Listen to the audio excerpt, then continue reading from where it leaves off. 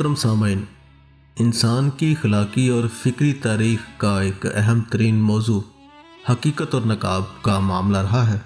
ہمیشہ سے ایک ہی سوال ذہنوں کو الجھاتا آیا ہے کہ کیا ہم وہ ہیں جو دکھائی دیتے ہیں، یا جو دکھاتے ہیں، یا وہ جو چھپاتے ہیں۔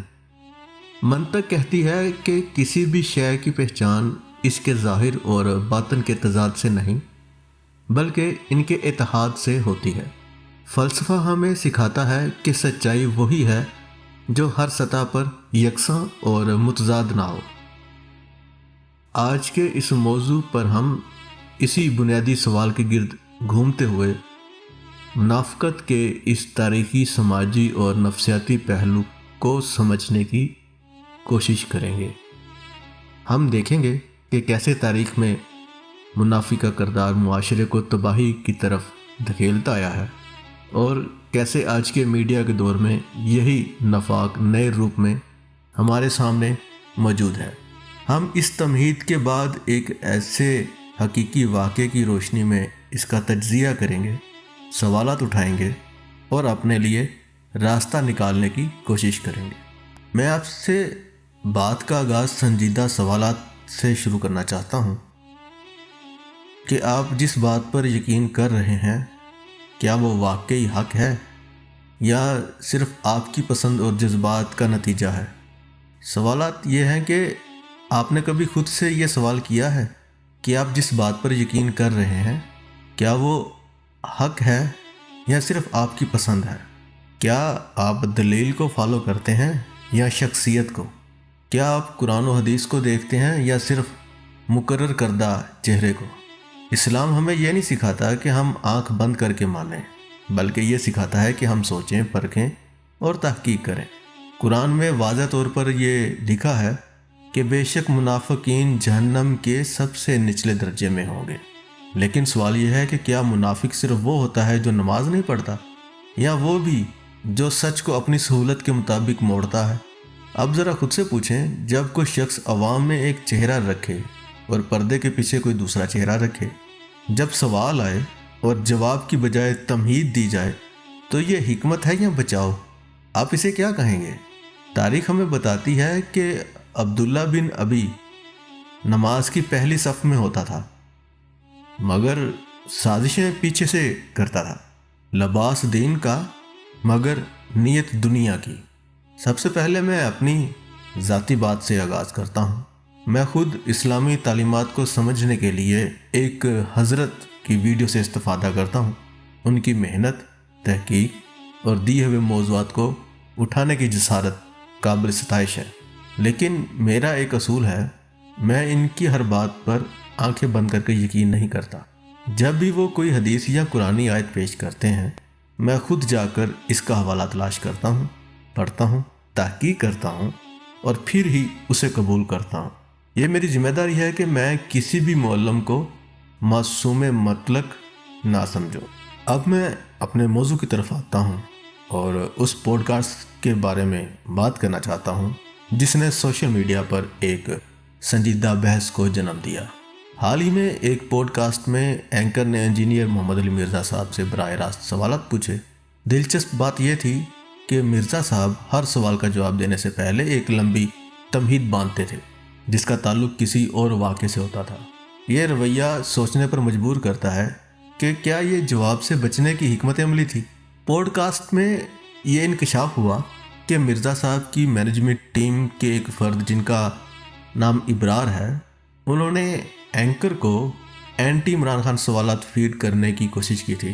جب اینکر نے یہ بات پیش کی تو مرزا صاحب نے ہر ممکن انکار کرنے کی کوشش کی، یہاں تک کہ اینکر پر بات کو مروڑنے کا بھی الزام لگا دیا۔ لیکن جب اینکر نے ثبوت کے طور پر اصلی ریکارڈنگ کا ذکر کیا تو مرزا صاحب یکدم گھوم گئے، حواس باختہ ہوئے اور پھر اخلاقیات پر درس دینے لگے۔ اسی دوران میں ایک وکیل صاحب کی ویڈیو دیکھ رہا تھا جنہوں نے اسی پوڈ کاسٹ سے متعلق اسی بات کے متعلق ایک ویڈیو ریکارڈ کروائی، اور انہوں نے ہمیں بتایا کہ آپ کسی کی تصویر یا ویڈیو ان کی اجازت کے بغیر نہیں بنا سکتے۔ البتہ ریکارڈنگ سے متعلق کسی بھی قانون میں ابھی تک ایسی کوئی بھی شک شامل نہیں کی گئی جو یہ ثابت کر سکے کہ ریکارڈنگ کرنا کوئی جرم ہے یا یہ بد اخلاق ہونے کی ضمانت ہے۔ بہرحال یہاں ایک پوڈ کاسٹ میں ایک واضح تضاد نظر آیا کہ ایک طرف انکار، دوسری طرف ثبوت کے سامنے رد عمل کا بدل جانا۔ اس کے علاوہ پوڈ کاسٹ میں جب اینکر نے کسی دوسری شخصیت کا احسان یاد دلایا مرزا صاحب کو، تو اچانک مرزا صاحب کے لب و لہجے اور آواز میں فوری تبدیلی آ گئی، اور یہ سب منظر ہیں ہمیں ایک انسان کے مختلف چہروں سے روشناس کراتے ہیں۔ اسی پوڈ کاسٹ کے بعد عوام کی رائے دو حصوں میں بھی بٹ گئی، اور اب یہ ہم سب کی ذمہ داری بنتی ہے کہ ہم خود سوچیں اور فیصلہ کریں۔ یعنی کچھ لوگ کہہ رہے ہیں کہ انجینئر محمد علی مرزا صاحب ایکسپوز ہو گئے، کچھ کہہ رہے ہیں اینکر غلط ہے۔ پوڈ کاسٹ کے بعد عوام میں شدید تقسیم نظر آتی ہے۔ تقریباً کم و بیش 65% لوگوں کا خیال ہے کہ مرزا صاحب جو ہیں وہ ایکسپوز ہوئے ہیں، جبکہ 25% ان کے عقیدت مند اینکر کو ہی شیطان، جاہل اور بدتمیز قرار دے رہے ہیں۔ معاملہ صرف ایک پوڈ کاسٹ کا نہیں رہا، بلکہ ہماری اس نفسیاتی عادت کا ہے، جہاں ہم ہر واقعے کو اپنے پہلے سے موجود تعصبات کی عینک سے دیکھتے ہیں۔ نتیجہ کیا نکلتا ہے؟ تنازع برقرار رہتا ہے، حقیقت جو ہوتی ہے وہ پس پشت چلی جاتی ہے۔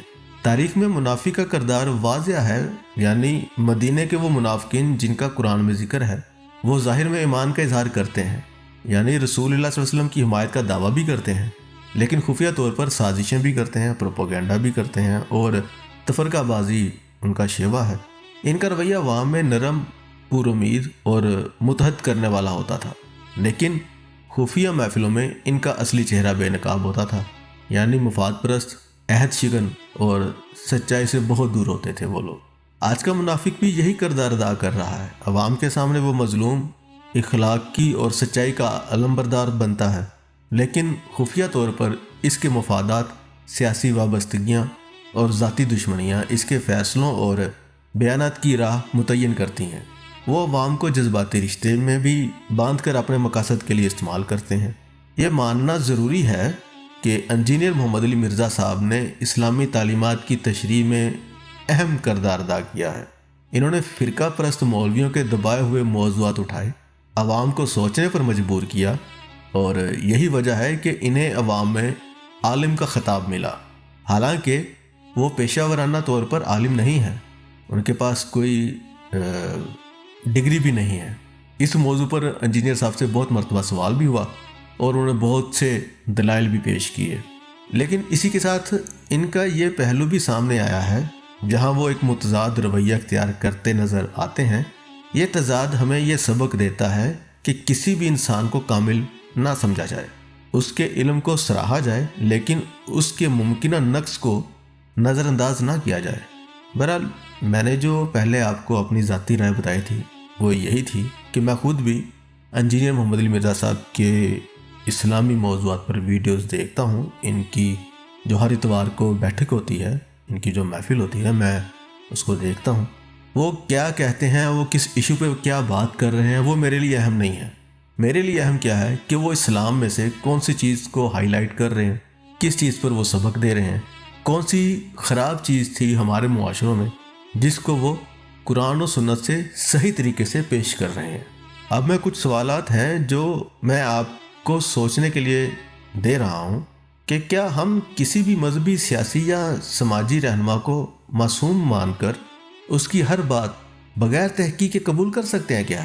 جب کوئی شخصیت اپنے مفادات کے تحفظ کے لیے واضح ثبوت کے سامنے بھی اپنی بات بدل دے تو کیا اس کے تمام بیانات پر شک کرنا منطقی نہیں؟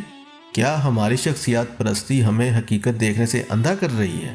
کیا ہم اس معاشرے کا حصہ ہیں جو سچائی کو جاننے کی بجائے صرف اپنی ٹیم کی جیت کو اہمیت دیتا ہے؟ کیا منافقت صرف بڑے لیڈروں میں ہے یا ہم خود بھی چھوٹی موٹی باتوں میں اپنا ظاہر و باطن بدل لیتے ہیں؟ محترم سامعین، اب میں اپنی بات کو ختم کرتے ہوئے یہ کہنا چاہتا ہوں کہ حقیقت ہمیشہ تکلیف دہ ہوتی ہے، لیکن اس میں نجات ہے۔ ہمیں اپنے رہنماؤں، مذہبی اساتذہ اور سیاسی لیڈروں سے محبت ہو سکتی ہے، لیکن عقیدت اندھی نہ ہو۔ ہمیں تنقیدی سوچ، تحقیق اور بے باک سوال اٹھانے کی عادت کو پروان چڑھانا ہوگا۔ یاد رکھیں، منافقت کا زہر صرف بڑے پیمانے پر نہیں پھیلتا، یہ ہماری روزمرہ کی خاموشی، مسلط کوشی اور تعصب میں بھی داخل ہو جاتا ہے۔ آئیں عہد کریں کہ ہم ظاہر و باطن کے اس فرق کو مٹانے کی کوشش کریں گے، اپنے اندر اور معاشرے میں بہتری کا سبب بنیں گے۔ اگر آپ مجھ سے متفق ہیں تو میری ویڈیو کو لائک کریں، چینل کو سبسکرائب کریں اور اپنی ذاتی سوچ کا اظہار کمنٹ باکس میں ضرور کریں۔ السلام علیکم۔